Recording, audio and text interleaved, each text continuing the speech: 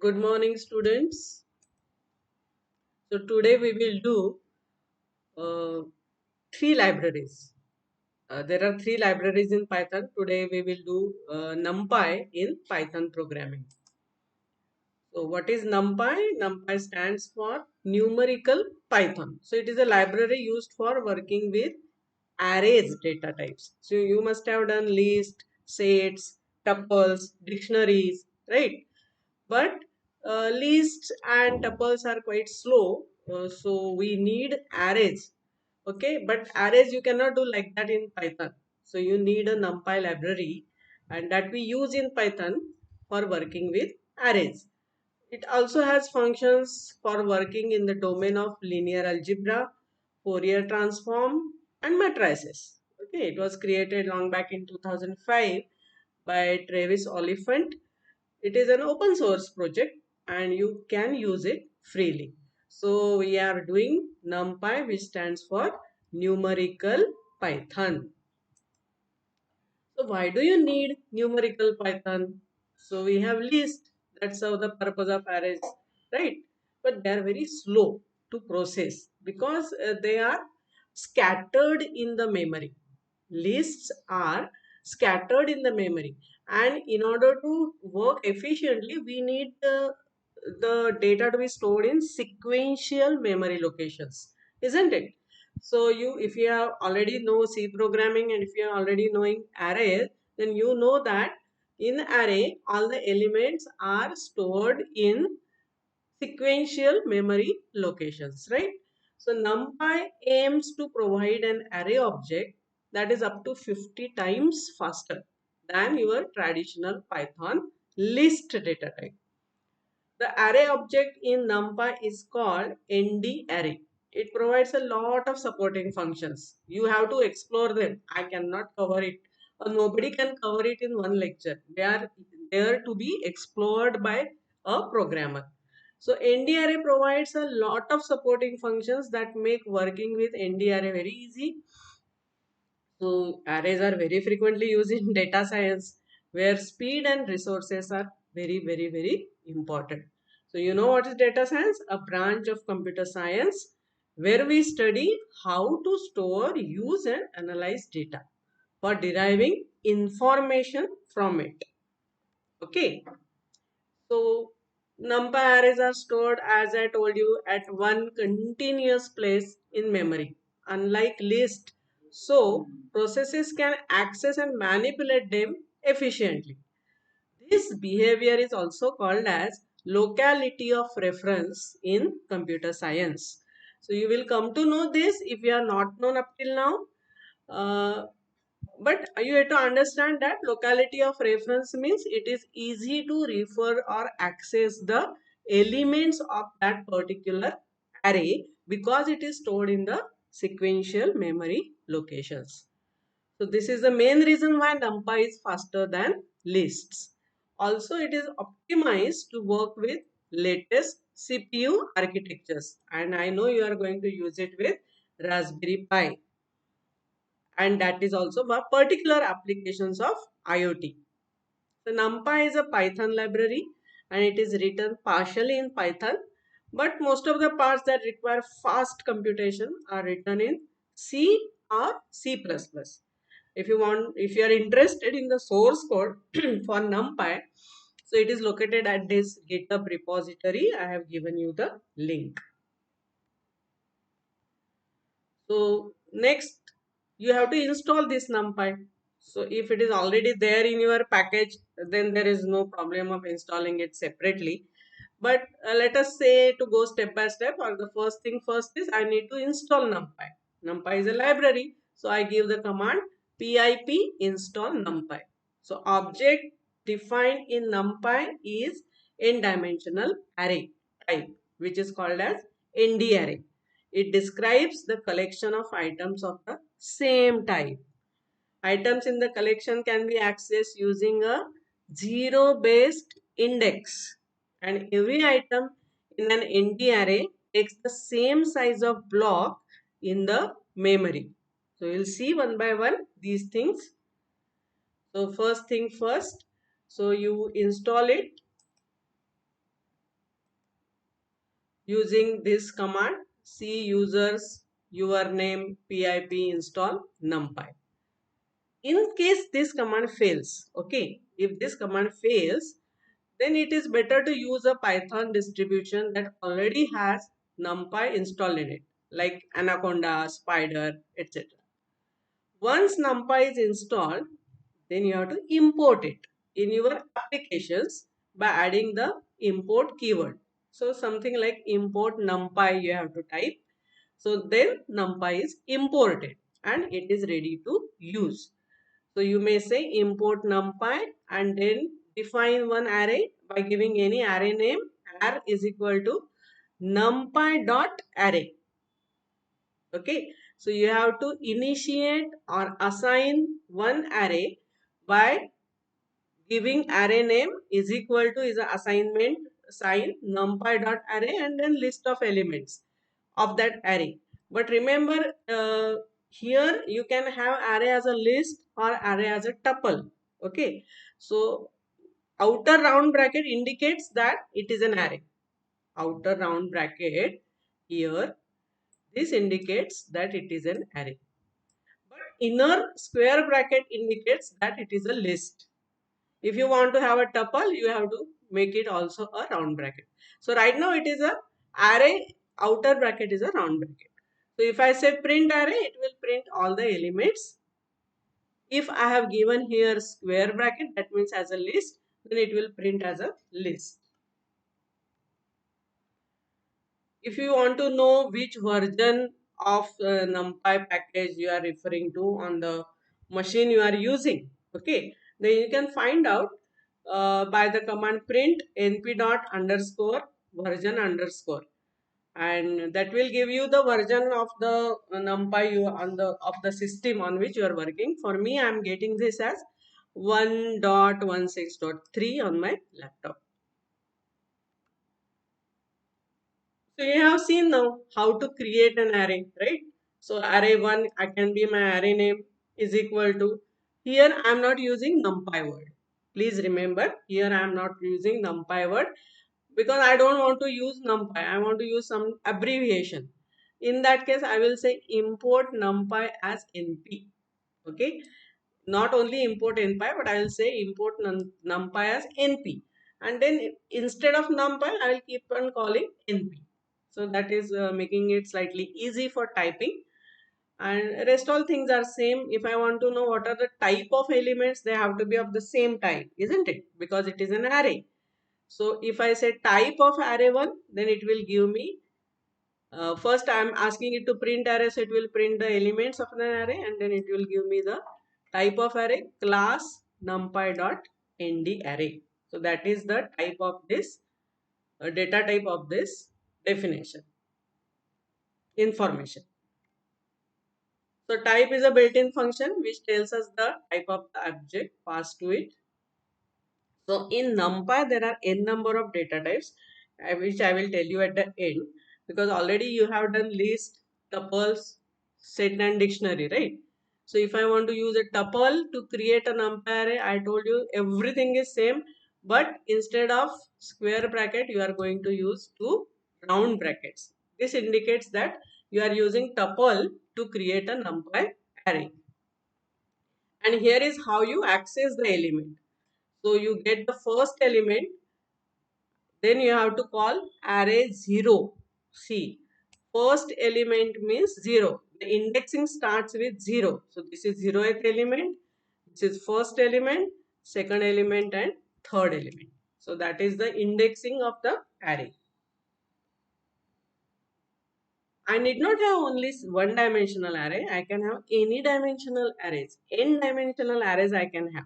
But for my visualization has got limitations. So let us stick to only 2D and 3D arrays. So if I want to have, this is my one array, right? One dimensional array. I'll take one more one dimensional array. I will take one more one dimensional array. I will embed them in the list, outer brackets, and I will embed them in an array for round bracket. So this becomes two-dimensional array. So what are the two dimensions? This is first dimension, I will call it 0. This is second dimension, I'll call it 1. And in order to access the element, I have to give in arr. Arr is the name of the array. First is first dimension, that let me say 0 or the first row, and then 1 is this is 0, this is 1 of the 0th dimension. So array 0 1 means 2. 2 will be the element. If I want to find out fifth element on second dimension, if I want to find out fifth element, means I have to give here n minus 1 because it starts from 0, right? And this also starts from 0. This is first array, this is a 0th dimension, this is the second array, this is a first dimension. So I want second dimension, so my first number over here is 1, and I want fifth element, so I will write here 4. So that is how you have to access the elements in an array. Always remember that indexing starts from 0. Similarly, three-dimensional arrays you can find out, not so very easy, but once you understand the array concept, then let us see that here I am able to see one two-dimensional array, right, and another two-dimensional array. So two arrays which are of two dimensions will make one three-dimensional array. Okay, so 0, 1, 2 are given to the dimensions, three dimensions of the array. So if you want to go into deep of this, the first number, that is 0, it represents your first dimension, which contains two arrays 1 2 3 4 5 6 and 7 8 9 10 11 12. Then we select 0, so we select the first array, first two-dimensional array. And then second number represents second dimension, which also contains two arrays 1 2 3 and 4 5 6, right? So since we selected 1, now this is 0th, this is first. So we will take 4 5 6. This is your first one, and 1 2 3 is your 0th one. Please understand, two-dimensional arrays are making here three-dimensional array. So this is now you to explore n-dimensional array, but I can also find out what is the dimension. What is the dimension if I want to find out in my program? Then NumPy arrays provides ndim attribute. That means n dimension. Now see here I have got a only single element. Okay, import NumPy as np. That is by default you will write now onwards because that is a standard practice in Python. So I'll say a is equal to np dot array 42, and then if I say print a dot ndim means dimension of array A. Now there is only single element, so you will get answer as 0. How many dimensions? For A, no dimension, 0 dimension. B is equal to NP array 1 2 3 4 5. This is where we started with ND array. So the dimension is 1. If I take two matrices, single dimensional, two matrices 1 2 3 as a one matrix and 4 5 6 as another matrix or list, you can say, then this will become my 2D array. And like this two-dimensional arrays,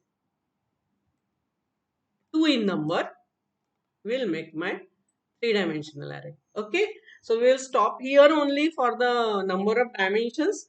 Let us not go into further complexities. So you can create also an array with 5 dimensions, verify that it has 5 dimensions. So I am leaving it to you. In this array, the innermost dimension, fifth dimension has 4 elements, fourth dimension has 1 element. This is the array. So the third dimension has 1 element and so on. So let us not go into that, but those who are interested can go up to 5 dimensions also to verify. So array indexing I have explained. So array 0 means 1. Array 1 means the element 2. Also I can say print array 2 plus array 3. So this will give me 0, 1, this is 2 and this is 4, and their addition will be 3 plus 4, that is 7. So that also I can write print array 2 plus array 3, and that the answer will be 7 here.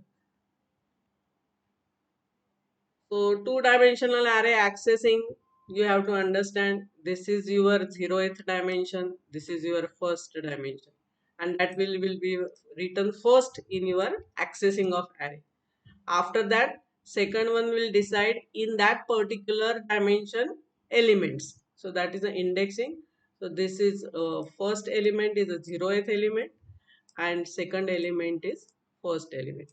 So here array 0 1 answer will be 2, and array 1 4, this is 0, this is 1. So 1 made 0 1 2 3 4. So answer here is 10. Be very careful because you will need this in data science a lot, accessing the 2D arrays or even 3D arrays. So this is a quiz for you. Which is the right Python code to create three-dimensional array? 1, 2, 3, 4. So please understand carefully how will you create a 3D array. So these are some links which will be of use to you if you want to explore it further.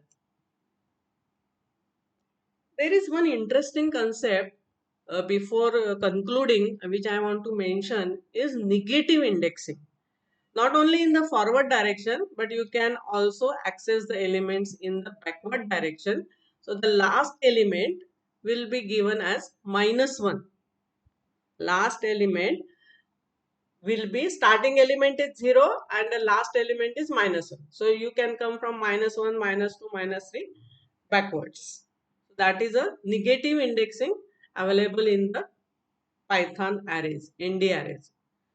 And negative indexing is one thing, and second is slicing arrays. बहुत बड़ा array है and I don't want it. If I want it entirely, then I will take it from start to end. And if I don't want, if I want alternate numbers, I may say start end with the step of 2. So that way also I can slice the arrays. I can also slice them from 0 to 2, 0 to 4, 0 to 9. In any ways, I can do the slicing of the array, which is another beneficial feature of ND array in NumPy. So NumPy is basically for array creation, array processing, array manipulation, array accessing, and so many things to be done on an array. Slice elements from index 1 to index 5. So you will go from 0th index is 1. So I don't want 1, right? So this is first element. And 5 means I should not include. So 0, 1, 2, 3, 4. 5 is this, but I should not include this. Okay. So my answer will be 2, 3, 4, 5 here. For 1 to 5 means first element, 0th element, don't take it. And fifth element, that means 0 to 5 may, fifth element, you have to exclude it. So you will get 2, 3, 4, 5. So that is one way, start to end of the index, start index and end index is given. Or you may slice elements from index n to end of the array. So if you take array 4 colon, that means you don't want 1, 2, 3, 4. That is 0th, 1, 2nd, 3rd. These you do not want. So fourth is fifth element 5. So 5 से लेके end तक 5, 6, 7. That will give you from index 4 to the end of the array. And similarly, you can go from the beginning to index 4. Here you will not include the fourth index. So this will be 0, 1, 2, 3. So that is 1, 2, 3, 4. This is 3, this is 4, but you will not include the index 4 element. Also you have negative slicing. Again, the last element will be -1, and from that you have to come back. So here I will be getting it as 5 and 6. Okay. You can also have a one more factor here, which is called as step factor. Suppose I want 1 colon 5 colon 2. So how will I slice? 1 means 0th element I don't want. This one is 0th element. This is one element. So I'll start with 2. Then there is a step of 2. So after 2, I will go to the 4. And this is the 5th element. So I'll not take the element 5, 6, 7.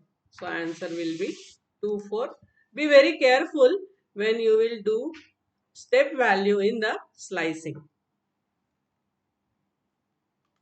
Like that, there are n number of mathematical functions. You can create an array of all zeros, np dot zeros, and give the dimension row and column dimension 2, 2. It will give you 0, 0, 0, 0. Okay. So you have got all zeros and you have created an array of all zeros. Similarly, you can create an array of all ones.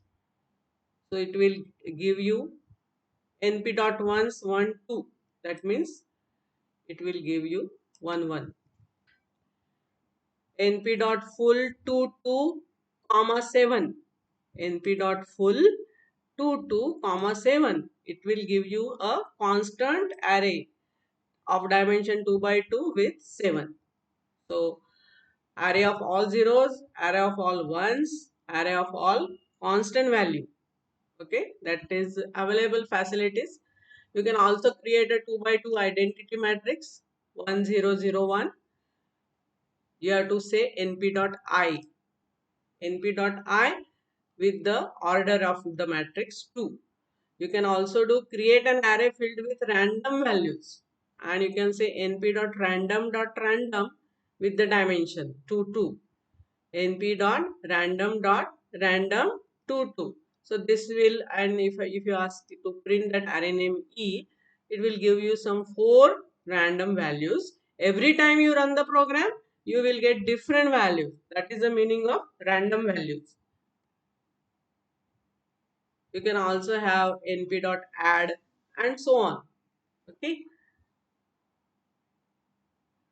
So you have done some data types such as strings, integer, float, boolean, complex numbers, right? So these are all also NumPy data types. So strings, integer, float, boolean, complex are your default Python data types. So they are also the data types of NumPy. But other than these default Python data types, last thing I would like to tell you is there are some NumPy extra data types. There are extra data types, but to all those who have done some programming, they all know about this. So this is a list of all data types in NumPy. So integer data type represented by a character I, boolean B, U for unsigned integer, F for float, C for complex float. You can use all these data types in NumPy arrays. M means time delta, capital M is for date time, O for object, S for string, U for Unicode string, V for fixed chunk of memory for other type, or you can call it as void. So like that, unending. So this is how you will go for machine learning also, but right now we will stop here and focus yourself on IoT and use NDRA or NumPy library of Python for doing your IoT application. So I will stop here.